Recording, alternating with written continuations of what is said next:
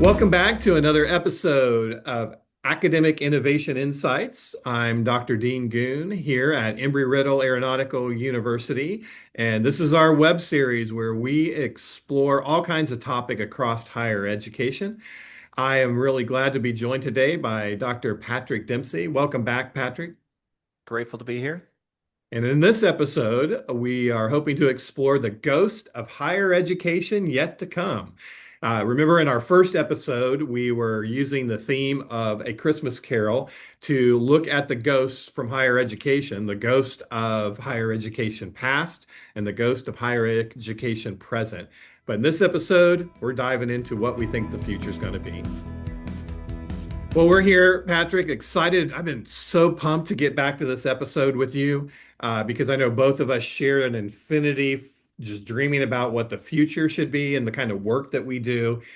We can't get there quick enough in some respects, but I know that both of our minds like to spend some time of the positive future that we see for higher education. And on this theme that we've had with the Christmas Carol, our focus today is on the ghost of higher education yet to come. So as we track some of these things, I mean, for me, I see a future where adaptability is a big part of our vocabulary. Students have multiple pathways to join us. It's not some kind of exclusive club that we talked about in the previous episode, even though we don't want to call it an exclusive club. Maybe by then we don't even have regalia. That would be really nice. I mean, if you ever had to get that dry cleaned, which I've had, I mean, I couldn't believe the dry cleaning bill for regalia. It's just crazy. Side note. But for me, I've always been obsessed with learning, and I have always known, what do we bring with us on this future exploration, and how is AI, technology, and all those things changing learning? I think that's a big part of this future as well. We talked in our last episode. We believe that the value proposition of higher education has shifted.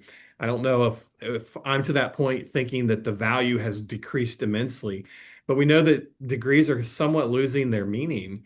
We know there's a shift to skill-based learning over just learning outcomes. Here's your piece of paper because you sat through this class. We know that's shifting, right? And we also know that the future is probably going to work really hard to move education beyond some kind of transactional model.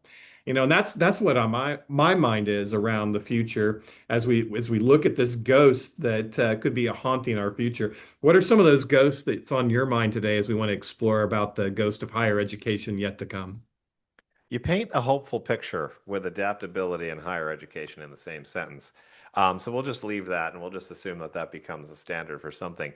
Um, I think that it's very interesting in my mind because there is a lot of motivation to change, to adapt in the institutions maybe that can afford to lease. So I think it's a strong motivation or a lack of incentive at least for top tier institutions that have brand recognition to really have to change their model, which is primarily based on uh, exclusion. We talked about that in the Ghost of Christmas Past. So does it make sense for a top tier institution to really invest heavily in changing their infrastructure and wanting all students to succeed? Perhaps not as much as a lower tier, we'll just call it, or the 2 year. I am a product of 2 year, so I love that. I love the experience. And the middle that really are incentivized to provide something unique to students. And I don't see one model developing. I personally love entrepreneurship as a model for what higher education can become. I use the quote from the CEO of Anthropic, who speculates that maybe AI eliminates most entry level jobs. And to me, that actually just means that higher ed has a more important role to play uh, because we need to train people who have expertise in the domain and expertise at using the tools that are available to them. And if we realize that AI can deliver a ton of the content, do a lot of the heavy lifting that really our infrastructure was built to do, and then we free up time because we have infrastructure, we have physical campuses, we have a concentration of expert researchers and practitioners. We have a student body that wants to get a job and who's motivated to create things and have an impact in the world. And what other institution has that? What other apparatus exists in society to operationalize and catalyze all of these resources at once? Well, it's only higher ed for the institutions who are bold enough to take on this challenge of reimagining what higher education can become. Yeah, that's really good as we think about that future. And again, though, my mind goes back to our theme, the Christmas Carol, and when he peered into the future, he seen some glim signs there.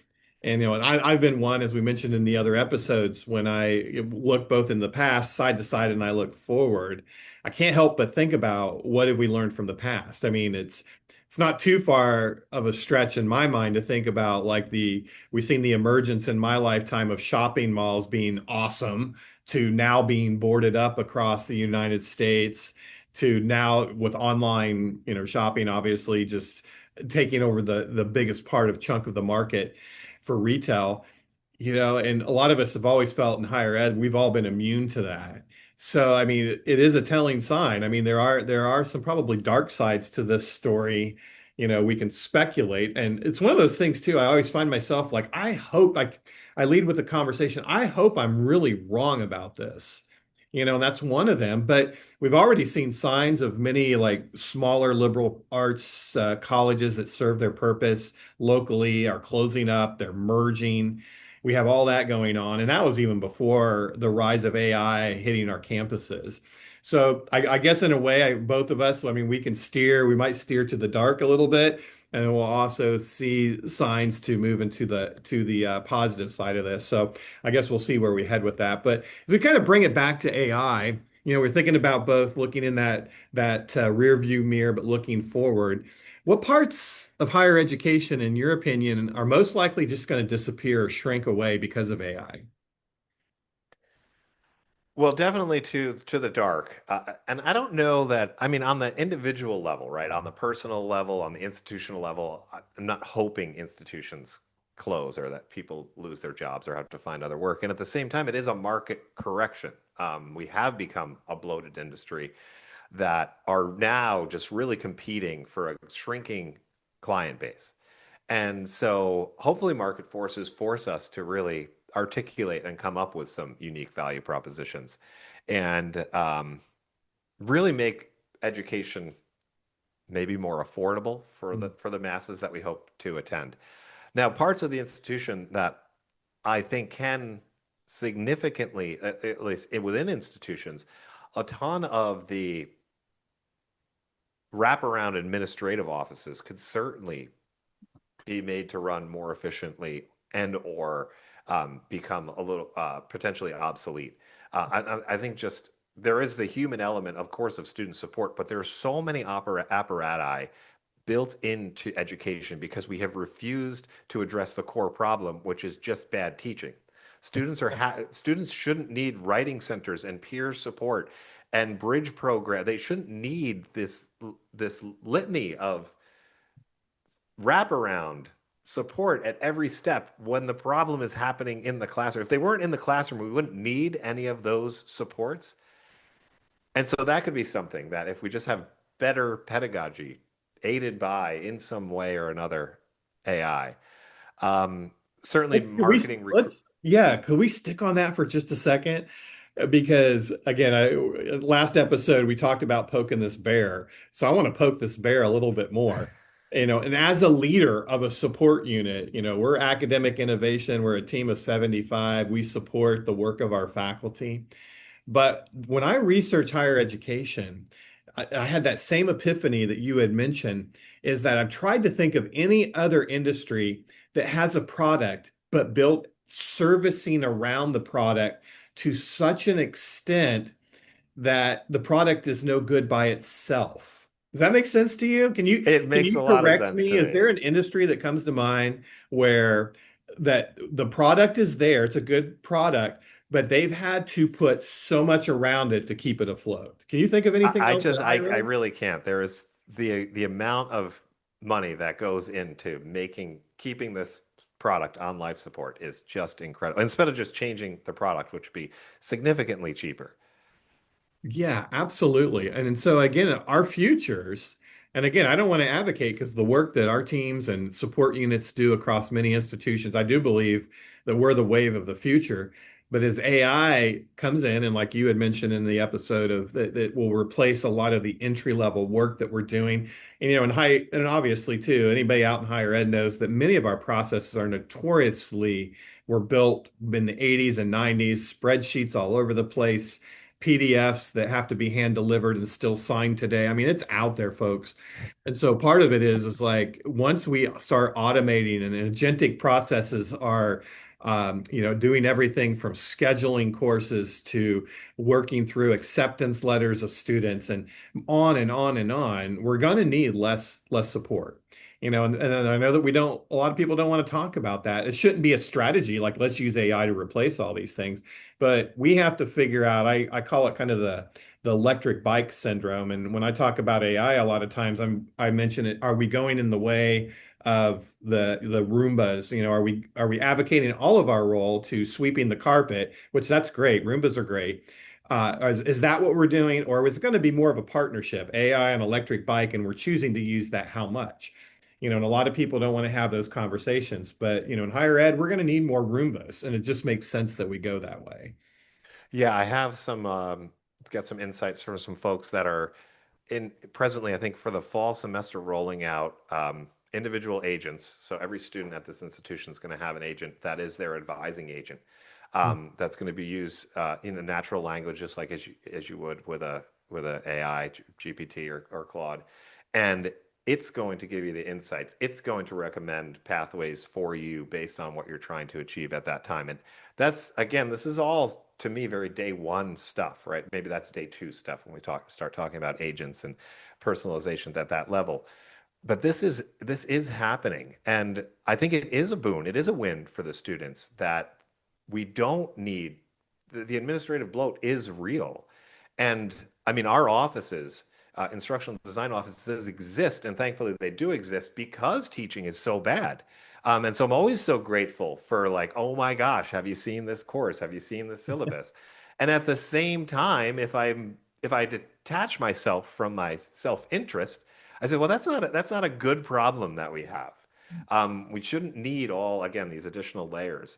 And so I think more and more, and students will more and more, it won't make sense to a student, I think, that maybe attends that institution and then who'd never experienced anything else but an agent to give them personalized support.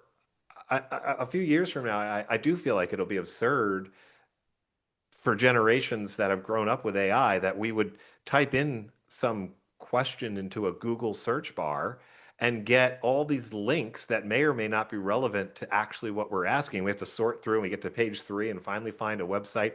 And then I have to read it and make sense of it. I mean, that just won't make sense, in my opinion, to folks because where Google made the world searchable, AI makes it answerable. And that's what we expect now. And why wouldn't we? I mean, this is just natural progression of the availability, the ubiquity of this information. Well, why wouldn't I want the answer as opposed to having to hunt for it? Yeah, I love that you bring that up because I do believe that's very relevant to higher education and most of the scenarios that we talk about the future. And to your point, I mean, what I have read and some of the data points are already showing, even in these early stages, that we're relying less and less upon search functionality. More people are just going right to Chat GPT with the app, or they're relying upon the AI that's built within the browser now and taking that information. Obviously, there's a danger with that in some respects, but overall, it's becoming very accurate and giving us solid information at even quicker than what some of us dinosaurs have experienced when we first got that thing called Google. We still had to hunt and peck and do all that. So I love that you bring that up because I do believe that is out of all things, that's going to be a huge game changer of how we go about that. So, when we think too, if we switch gears and talk about the cost of higher education. Yeah, one thing I believe that we both agree on is over time, I mean, the inflation price of what students get throughout their journey as a student always comes into question. And at some point, many of us talked about this bubble bursting. I mean, are we going to go back to the day where it's very affordable now to go to college? You don't need loans, you don't need all those types of things, or the rise of the price is still going to go up. So I weigh this quandary: is AI going to drive the price of knowledge up, of knowledge acquisition?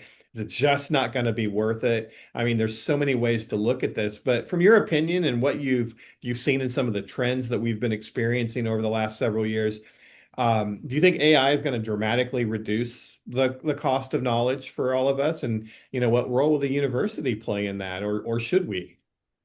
That is the challenge. I mean, the cost of knowledge is definitely just running on the server. So we can just say someone's paying. There's no such thing as a free lunch, but for the general user, it's free. And so that is a challenge. For most students, there, and I think this is the bigger challenge. AI is showing, is exposing it. But for most students, higher education is a negative return on investment. Some 30 some odd percent of students enrolled in degrees now will make less over their lifetime because they're completing the degree that they're completing. Hmm. Nearly 30% or over 30%. I mean, we just have to let that sink in, are making a net negative decision by completing a degree. If the in the best world, 1 in 5 students, based on today's metrics, are getting a positive financial return on investment in higher education. In an ideal world, it's much lower than that if we really flesh everything out in terms of opportunity cost. And again, how does an institution whose whose entire financial model relies on this enormous cost to pay for the buildings that it built to attract the students to pay for the cost. So it's just it has to end. So again, top tier institutions I think can actually end up charging more. They become more exclusive. The network is real. That's where a lot of the return on investment comes from, just from the network that you gain access to by going through these elite institutions. And for the ones that price themselves um, appropriately for what you get in terms of the training, and then niche institutions like you that provide very specific training, provide a great product value return if you're not even enrolled in the primary offering.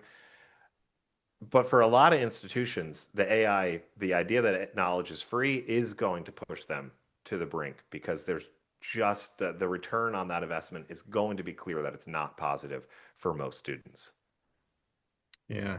Yeah, it definitely is. I mean, obviously, people on all levels of university leadership is that is their daily challenge.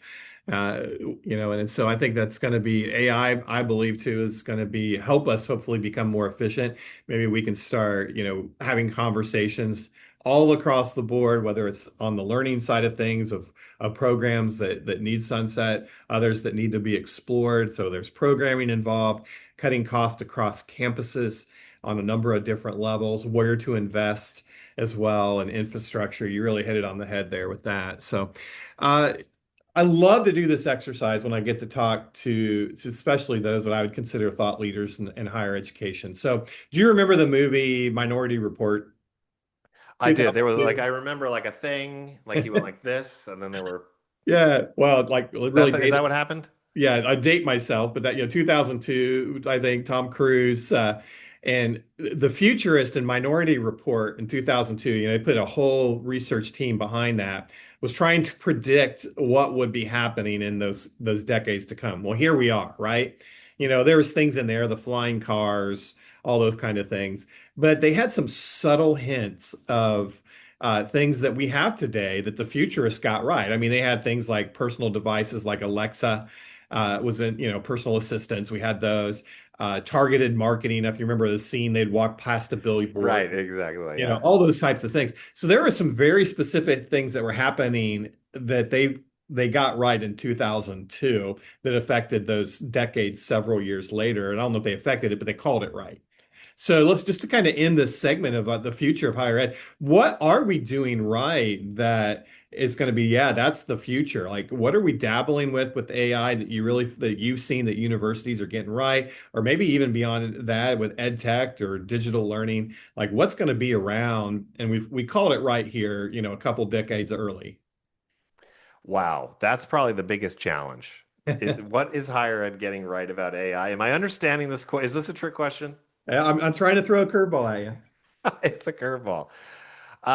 Geez, this one is pressing. Um, man. Like, can we get? Do you had you had a theme song, right? That could play Dun, while I dun, dun. consternate on this. Yeah. I I don't have a ton of examples. I'd say that anyone that's pushing past the platitudes about the skills that are uniquely human and that is actually trying to unearth what it is that has differentiated the human species or that would differentiate the human species for the AI output. I'd say that any goodwill effort at actually doing those things that don't revert to vague definitions of critical thinking or judgment or empathy, and that really are trying to thoughtfully say AI is a real infrastructure to cognition, and there is this irreducible element that we still want to develop these sort of virtues in our students. And not that higher education is the only place to do that, but maybe it does it in a unique way. That to me would be a hopeful sign that we're getting something right. Yeah. No, I'll accept that answer and It was tough. It praise was you. tough. Yeah, yeah. Shows your ability to think there on your feet because really it is. When I have these conversations with faculty and other administrators, they don't say it, but there's enough behind the scenes and the hidden message to things like, especially when AI was coming, like maybe if we don't put too much emphasis on it, by the time I retire, this will be Sure. somebody else's issue or problem. They don't say it, but I really sense that, and me, I'm a Generation X, I'm looking at 10, maybe a little bit longer years to retirement.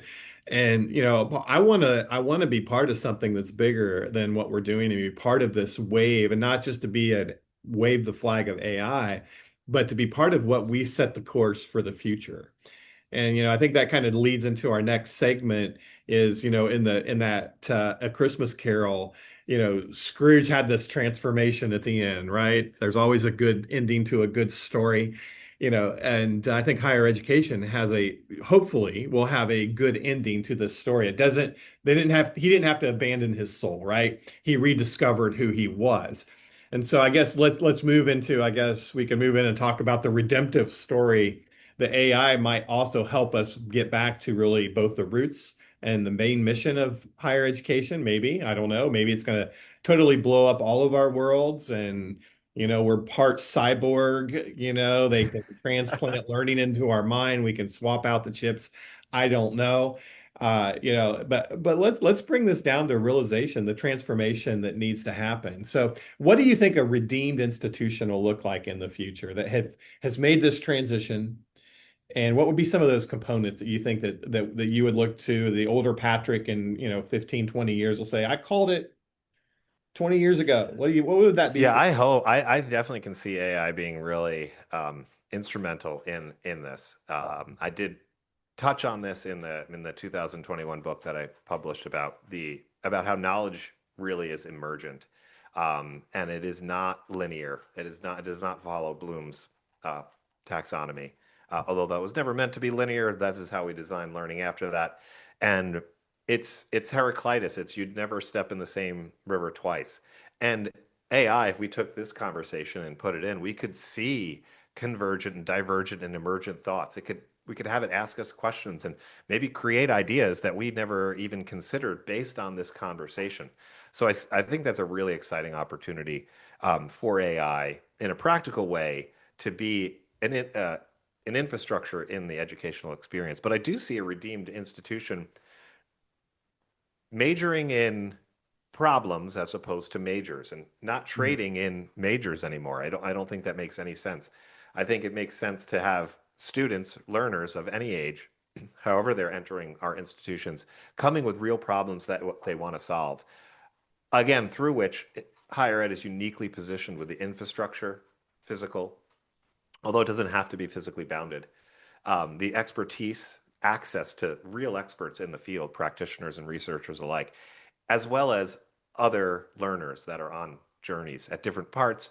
Um, and I really see it more of an accelerator model for education that we're not saying this is the degree path that you take. We're saying that these are the problem, this is the problem that you might want to solve, or this is the community that you want to impact, or this is just the difference that you want to make. And curriculum evolves around that. We actually have the book sort of leads off with What Education Becomes leads off with this idea about what AI replaces in terms of, or challenges in terms of the, basically let's just call it the three R's or whatever we want to call them, the standards of learning, since it does it so well. The next chapter goes into what that looks like in terms of a distributed institution when the credential really cannot be based on the completion of an assessment. And the next chapter, chapter three, really envisions an institution where participation in education is less a rite of passage and more a responsibility that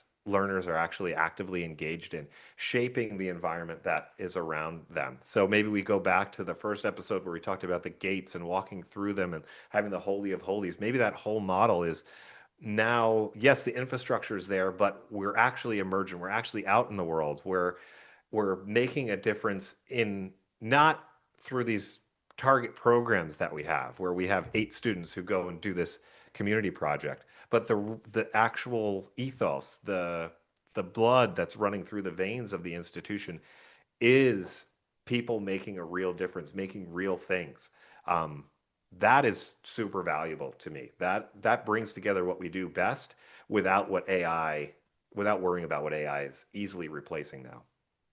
Yeah, there's a lot of things that I'm thinking of that we could unpack, but again, maybe need to be future episodes. But what I was really drawn to with what you were describing, it reminds me of again some things from the past that didn't really take off, and we had all the right warning signs. And I believe you lived through some of those the same journey. 'Cause I used to be a real advocate like gamification and things like that because we're like, why do students want to play games all day long? They're so engaged, but they can't sit through this lesson. And so we're like, well, let's make our classroom like games, and that kind of did its thing and stumbled. And now we're saying things like, why could people binge watch Netflix for so long, but they don't want to sit through a 15-minute lecture? And we always brought it back to engagement, but you really unpack that it's more than just engagement. If you want to learn something, for most of us, we're tenacious.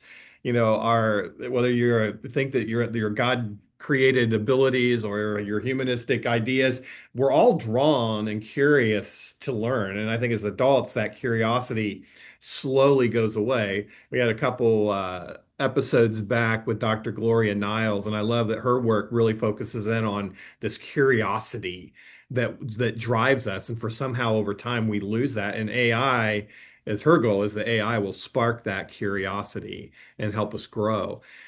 So I mean, when you think of that, what I'm thinking is like as higher education leaders, how are leadership literacies changing in this world of AI that you would recommend? Again, we're thinking future. What does future leaders need to be like in this time of transition as an academic leader with AI? What are skills that they need to have or literacies they need to have to lead these kind of endeavors?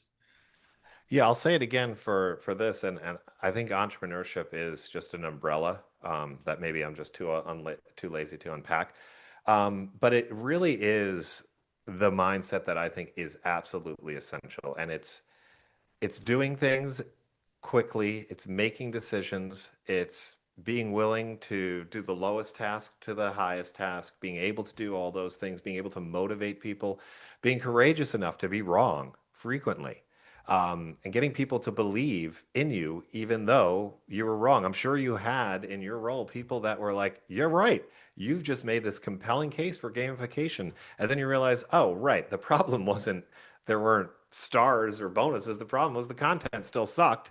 Like they still didn't want to learn it. They still had no agency, even if they got a prize at the end. And that's okay.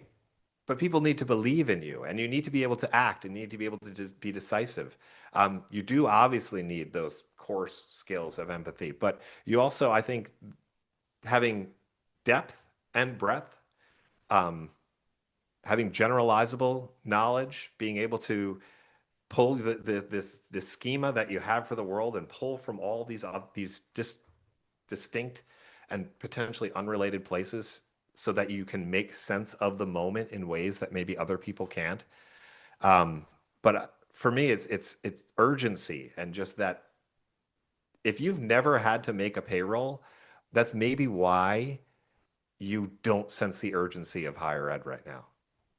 And when you've actually had to, as I have owning a bakery, like had to clean the grease trap at the end of the day because everyone went home and it was a late day, and you had to do that as a business owner, and then you had to not pay yourself for a month because sales were slower because it was 2008, and that changes how you understand your role in a business because it is a business no matter how much it's a curse word in higher education. We have to at the end of the day make more money than we put out.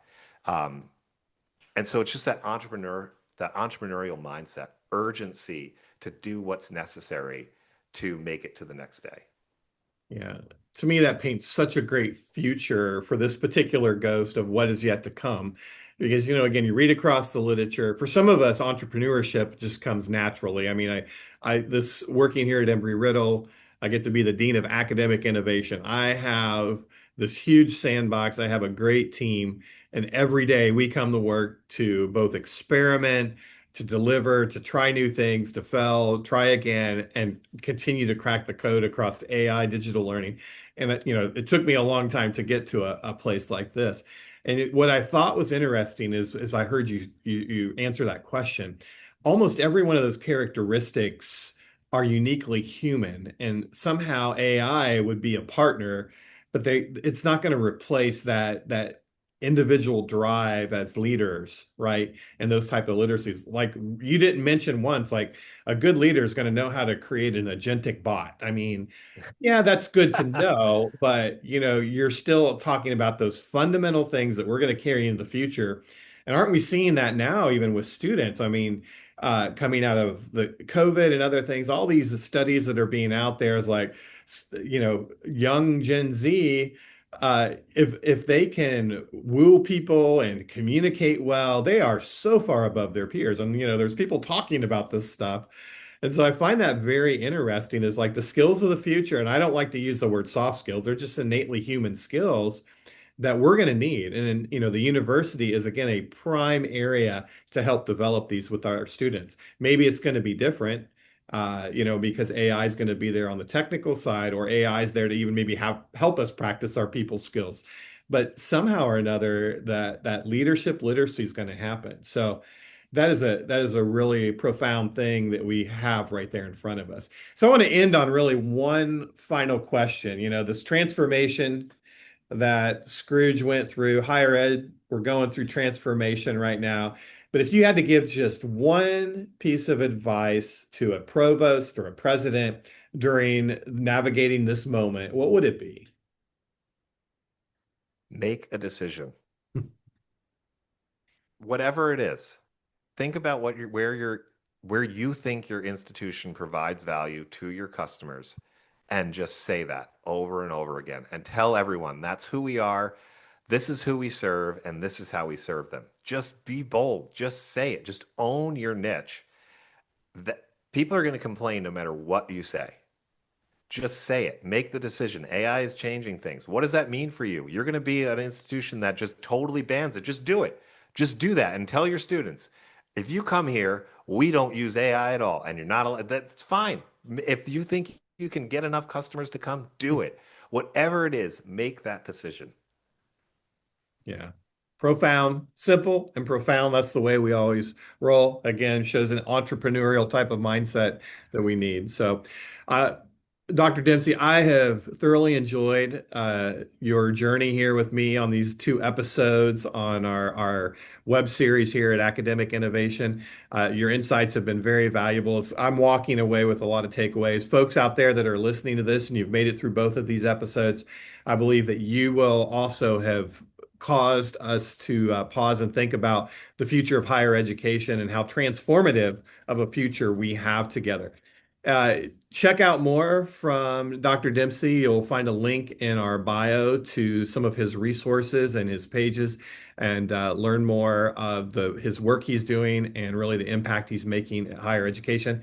Patrick, again, thank you for your time. I'll give you the last word before we close this out. This was an awesome time. Loved the talk. And I think doing all these three things, if people had some takeaways, maybe just think about that, what it is for your institution. What are you holding on to that maybe this needs to change? Where are you looking to the side? And then what is that bold vision that you're having for your institution? Good. Thanks again. Thank you. If you found this video helpful, please like and subscribe for future episodes. And learn more about DAI and the work we're doing. Follow us on LinkedIn using the link in the description below.